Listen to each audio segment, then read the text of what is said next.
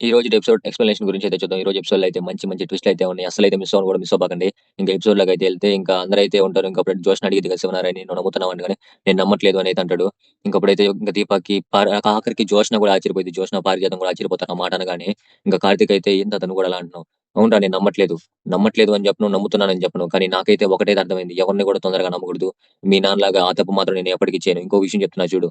నేను ఖచ్చితంగా మాత్రం మీ నాన్నే నమ్ముతున్నానని చెప్పలేను. నమ్మట్లేదని చెప్పట్లేదు. ఎందుకంటే మీ నాన్న ఎంతో నమ్మకమైన తన అల్లుడినే తీసుకొచ్చి పెట్టుకుంటే తన అల్లుడే తనకి వ్యతిరేకంగా సాక్ష్యం చెప్పినప్పుడు నేను నా అల్లుడిని ఎలా నమ్మాలి చెప్పు? అంటే మీ నాన్న నమ్మకం అబద్ధమా? లేకపోతే నిజమా? నేను ఏం చెప్పాలి చెప్పు? నువ్వే చెప్పు. నన్ను అంతలా అడుగుతున్నావు కదా! నువ్వే చెప్పు అనైతే కార్తీక్‌ని అడగగానే ఇంకా కార్తీక్ కూడా గమ్మునైతే ఉండిపోతాడు. అప్పుడు దీప అయితే అడిగిద్ది. అంటే కాశీ సాక్ష్యం చెప్పాడా? కాశీ సాక్ష్యం చెప్పడం ఏంది బావ? అనైతే కార్తీక్‌ని అయితే అడిగిద్ది. ఇంకా కార్తీక్ అయితే మాత్రం అవును దీప కార్తీక్ వాడే కాశీ సాక్ష్యం చెప్పాడు. ఏం చెప్ప అదేదో ప్రెషర్ వల్ల చెప్పుంటారులే ఎవరో ఒత్తిడి చేయడం వల్ల చెప్పుంటారులే దీప అనైతే కార్తీక్ అయితే అంటాడు. ఇంకప్పుడైతే పారిజాతం అయితే ఏం కాశీ సాక్ష్యం చెప్పాడా? దీని వెనకాల జ్యోత్స్న హస్తం ఏమన్నా ఉందా? అని అయితే ఇంక పారిజాతం అయితే అనుకుంటా ఉండిద్ది. ఇంకప్పుడే జ్యోత్స్న మాత్రం వాడు సాక్ష్యం చెప్పాలా నేనే చెప్పించా వైరాగ్యత ఖచ్చితంగా నేనే చెప్పించా అనేది మనసులో అయితే అనుకుంటా అయితే ఉండిద్ది. ఇంకప్పుడే శివనారాయణ అయితే ఇంకో మాట అయితే అంటాడు. అది ఎవరు చెప్పినా ఏమైనా జరగని ఒకటి మాత్రం ఖచ్చితంగా జరిగే తీరిద్ది. నా రెస్టారెంట్స్‌ని, నా పరిస్థితిని ఎంత దీన స్థాయిలో పెట్టిన ఎవ్వరైనా గాని, అది బయట వ్యక్తి అయినా, ఇంట్లో వ్యక్తి అయినా, అది జ్యోత్స్న అయినా, నువ్వైనా, నేనైనా, శ్రీధర్ అయినా, కాశీ అయినా ఎవ్వరైనా గాని ఖచ్చితంగా శిక్ష పడే తీరిద్ది. దానికైతే నేను హామీ ఇస్తున్నా ఖచ్చితం. అంతే ఆ మాటైతే అంటాడు. ఇంక శివనారాయణ అయితే మాత్రం ఆ మాటకి అందరైతే ఆశ్చర్యపోతా ఉంటారు. ఇంకప్పుడే ఇంక కార్తీక్‌ని అడుగుతాడు. కార్తీక్ మాత్రం అవును తాత ఖచ్చితంగా శిక్ష పడాలి. ఖచ్చితంగా శిక్ష పడేటట్టే చేయాలి అని అయితే ఇంక కార్తీక్ కూడా అయితే చెప్తాడు. ఇంకా ఆ మాటనైతే అందరైతే షాక్‌లో అయితే ఉంటారు. ఇంకా ఆఖరికి జ్యోత్స్న కూడా షాక్ అయితే అయిపోద్ది. కానీ కార్తీక్ మాత్రం ఖచ్చితంగా పట్టుకోవాలని నిశ్చయంగా భలే బలమైన కారణంతో అయితే నిలబడైతే ఉంటాడు.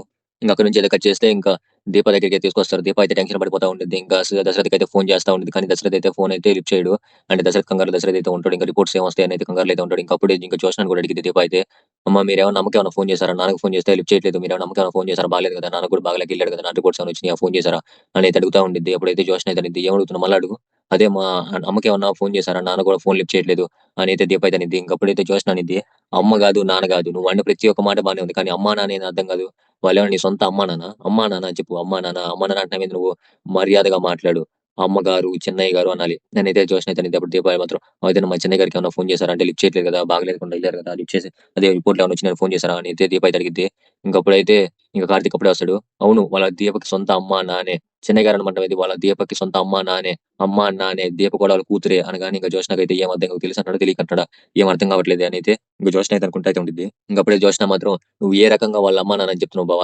దీపక్ వాళ్ళు ఏ రకంగా అమ్మా, నాన్న నాకు చెప్పు" అనేది అనగానే "అవును దీపక్ వాళ్ళ అమ్మా, నాన్న. నీకేమన్నా కళ్ళు పోయినాయా? ఉన్నాయా? మొన్న నీ కళ్ళ ముందే కదా! మీ నాన్న మరి తీసుకొచ్చి దీప కడుపుతో ఉందని అయన్నీ ఇచ్చాడు. అప్పుడే చెప్పాడు కదా! నా కూతురు దీప అని చెప్పాడు కదా! మరి మీ నాన్నకి కూతురైనప్పుడు మీ అమ్మకేమన్నా అయితే నీ కూతురే కదా మీ అమ్మ కూడా. అందుకే అమ్మా, నాన్న అనింది. దానిలో ఏమన్నా తప్పుందా చెప్పు? తప్పుందా లేదా అనేది ఇంక కార్తీక్ అయితే అడుగుతాడు. ఇంకప్పుడైతే జోష్న అయితే ఏం చెప్పలేకైతే ఉండిపోయిద్ది. ఇంకప్పుడే కార్తీక్ అయితే మాత్రం తెలుసుకొని మాట్లాడితే మంచిది అని అయితే కార్తీక్ అయితే అంటాడు. అప్పుడు జోష్న మాత్రం అవును మా అమ్మ నాన్న గురించి మీరంత టెన్షన్ పడాల్సిన అవసరం ఏముంది? నేను అన్నాననుకోండి మీరంత టెన్షన్ పడాల్సిన అవసరం ఏముంది? నేను చూసుకుంటాను కదా! మా అమ్మ నాన్నని నేను చూసుకోలేనా? అనేది అనగానే కొన్ని చూసుకోలేవు కాబట్టే కదా మేము చూసుకోవాల్సి వస్తుంది. అయినా గాని నీకు చెప్పాల్సినంత అవసరం మాకు లేదు. వాళ్ళని చూసుకోవడం మా బాధ్యత. అని మీ బాధ్యత ఏంది? అదేంది మీ బాధ్యత ఏందనైతే ఇంక జోష్న అడిగిద్ది. అవును మా బాధ్యత. వాళ్ళని చూసుకోవడం మా బాధ్యత నీది కాదు. అనేది అనగానే మా బాధ్యత ఏంది? అనగానే అప్పుడు దీప అయితే భయపడిపోతా ఉండిద్ది. ఎక్కడ నిజం చెప్తాడో అని భయపడిపోతా అయితే ఉండిద్ది. ఇంకప్పుడు కార్తీక్ అయితే అర్హత లేనోళ్ళకి ఆ మాట చెప్పడం కూడా అంటే సమాధానం చెప్పడం కూడా మాకు అనవసరం అని అయితే చెప్పి ఇంక దీప చేపట్టుకొని అయితే తీసుకెళ్ళిపోతాడు కార్తీక్ అయితే. ఇంకప్పుడైతే ఇంక జోష్నకైతే ఏం అర్థం కాదు. ఏం చెప్తున్నాడు? తెలిసి మాట్లాడుతున్నా, తెలియక మాట్లాడుతున్నాడా? కూర్చొని తెలిసి మాట్లాడుతూ, తెలియక మాట్లాడుతున్నాడా? ఏం అర్థం కాకుండా చెప్పి వెళ్ళాడు. లేకపోతే కోపంలో చెప్పాడా?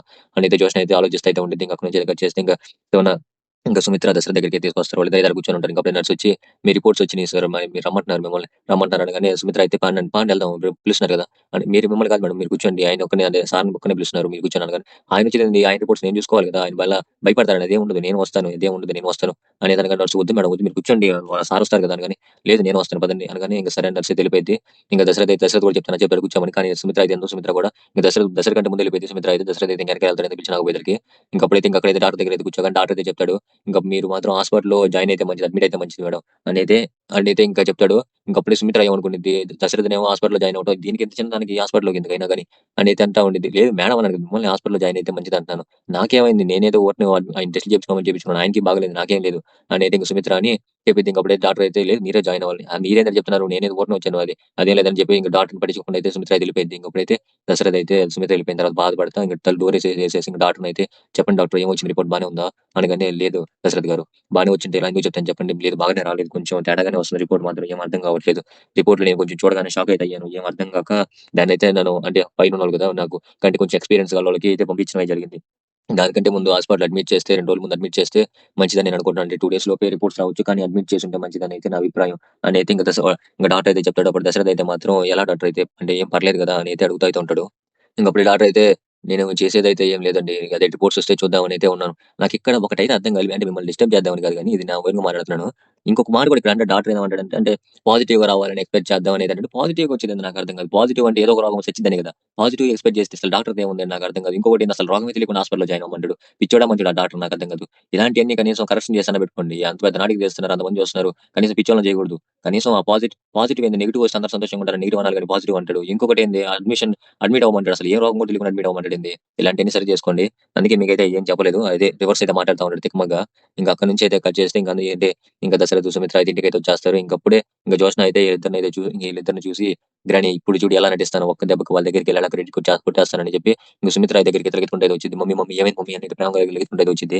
ఇంకా సుమిత్ర అంటే ఇంక జ్యోత్స్న కంటే కన్న కూతురు అంటే ఇంకా ఎక్కువ ప్రేమ ఉండిద్ది కదా!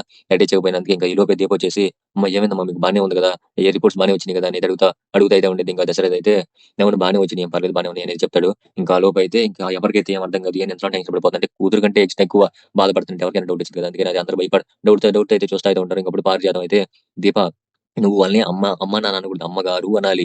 అయినా గాని నువ్వెంతట బాధపడాల్సిన అవసరం లేదు. కూతురుంది వాళ్ళకి. నువ్వేం వాళ్ళ కూతురువి కాదు. నువ్వు బాధపడాల్సినంత అవసరం లేదు దీప అనేది పారిజాతం అయితే చెప్పిద్ది. ఇంకప్పుడైతే కార్తీక్ అయితే అవును నువ్వు అమ్మ అని పిలవకూడదు. అమ్మగారనే పిలవాలి. అది నీ ధర్మం దీప. నువ్వు అమ్మగారనే పిలవాలి. అభిమానం ఉన్నోళ్ళకి అర్హత ఉండదు.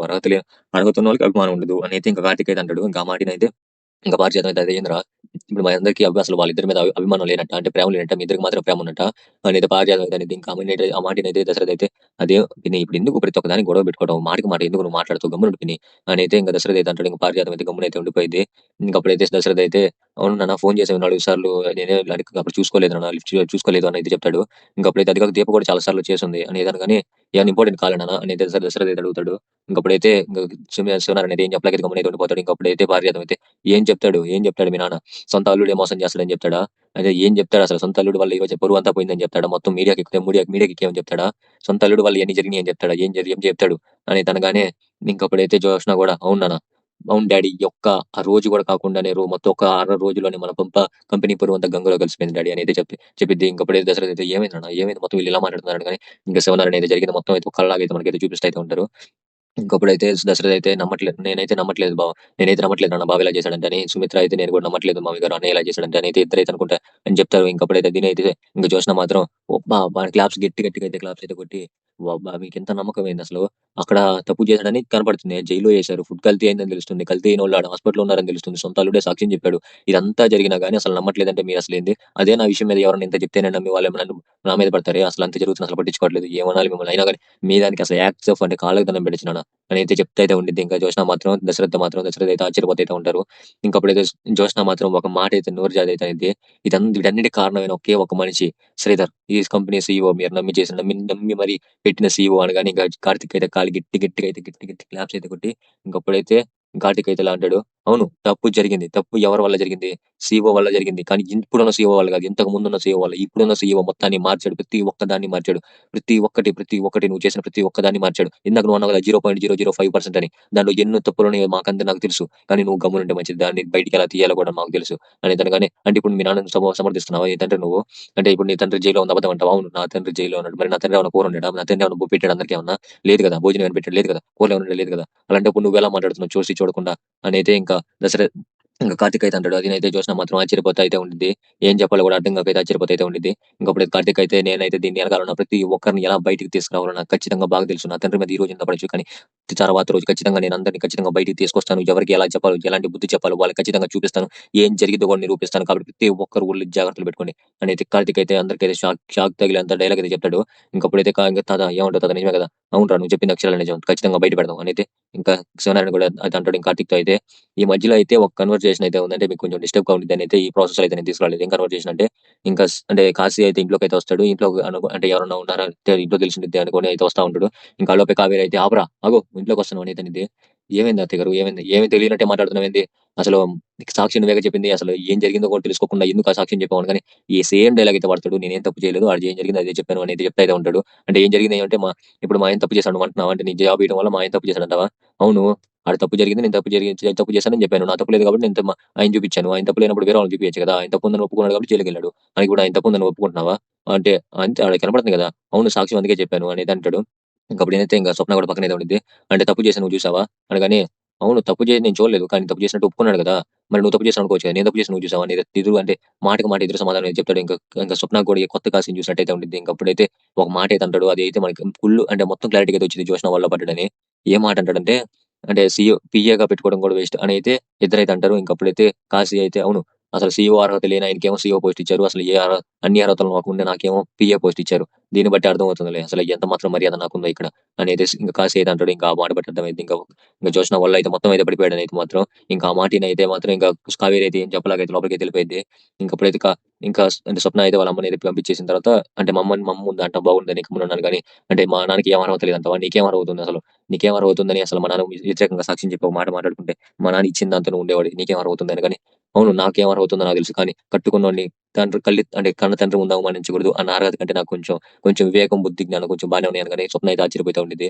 ఇంకా స్వప్న అయితే ఆ మాటనైతే ఇంకప్పుడైతే స్వప్న అయితే ఒక మాట అయితే లాస్ట్‌లో ఒక మాట అయితే అనిద్ది. ఏమనిద్దంటే, "నువ్వు ఖచ్చితంగా ఈ ఇంట్లో నుంచి వెళ్ళిపోవాలా? వెళ్ళిపోమంటే చెప్పు నేను కూడా వెళ్ళిపోతాను గానీ, లేదు నువ్వు ఇంట్లోనే ఉండాలి. ఎందుకంటే మా నాన్న తప్పు చేయకుండా బయటకొచ్చిన తర్వాత సారీ చెప్పడానిక నువ్వు ఖచ్చితంగా ఇంట్లోనే ఉండాలని" అయితే ఇంక స్వప్న అయితే అనిద్ది. కాశీ అయితే జరగని విషయంలో అయితే మనసులో అయితే అనుకుంటా ఉంటాడు. ఇంక స్వప్న అయితే ఆ మాట చెప్పి అయితే లోపలికి వెళ్ళిపోయిద్ది.